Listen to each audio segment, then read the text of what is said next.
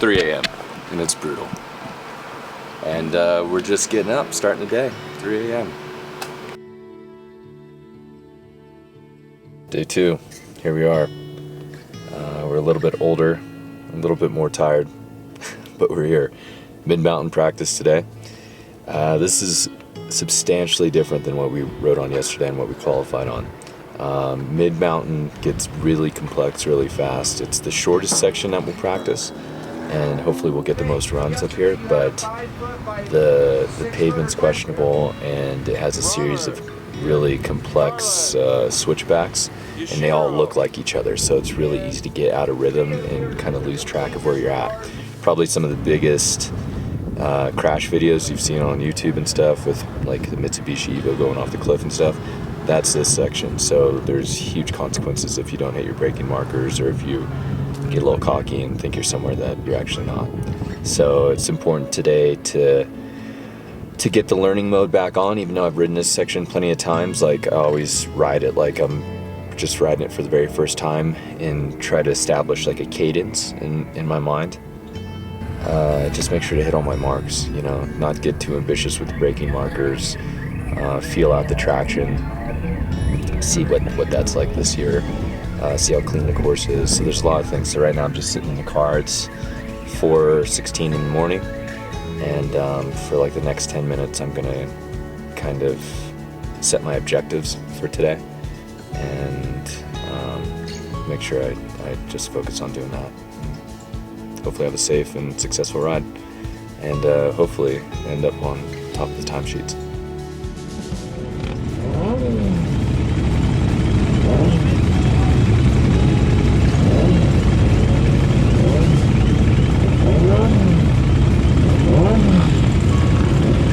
Day 2, we just took our first run. It's cold. The course is actually pretty clean, so we're happy about that. It looks like they've been working on it. They've been sweeping certain areas, but everything's clean, and then you'll just have like a landmine of dirt somewhere.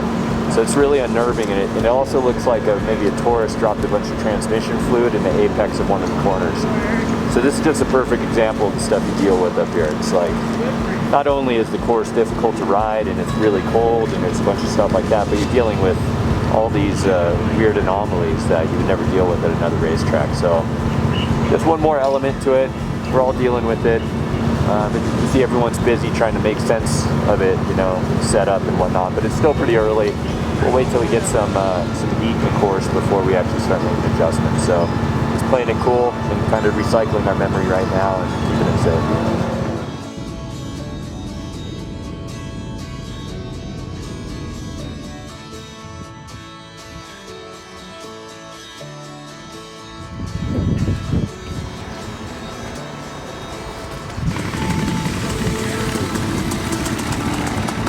How's it looking? This section's really scary, man. It's really cold still. The sun kind of got stuck behind some clouds, so usually by this time we have a little sunlight warming up the asphalt. It's ice cold still, and you know, it's pretty high consequence area. It's all really right on the tire's edge, almost full throttle in some sections, and there's hundreds of feet off. Literally only about 10 feet between you and that.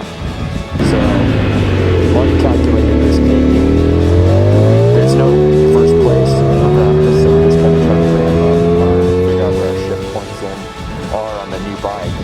Everything's new on this bike, so it's a learning experience right now. But we're going okay. We're not the slowest, so.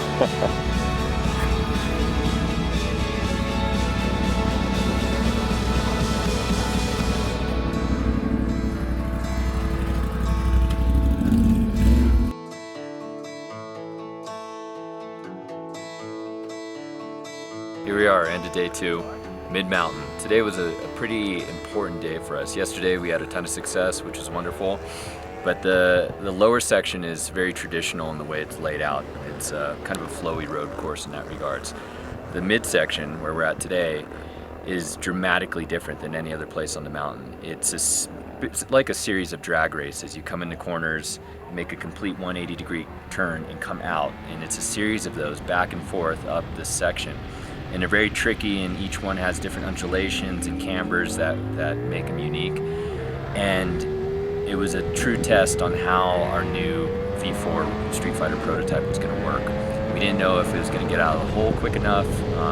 You know, the beauty of the multi-strata is that it has so much torque down low, and it just gets out of the hole so easily. And we were worried we may not have that same effect with the V4 Street Fighter. With gearing and just a little tinkering, really not much, we were actually able to get the power down where we needed it, get the RPM range where we needed it, and the bike worked fantastic today. We ended today at the top of the time charts, which is a total treat. But we didn't lose sight of our objectives. You know, we didn't get caught up in that rat race of trying to get top time, because it's so easy to. And there's no first place, there's no trophy for practice. But it is a good feather in the cap, and it kind of works a good money game, so we'll take it. And as you can see, there's still snow up on the mountain here, so we're having to deal with that. Temperatures are really low, so we're trying to learn what to do with our Pirelli tires. They're working fantastic, tons of grip, but very unique conditions require some unique solutions. So we're still working on it. We're about halfway through the week.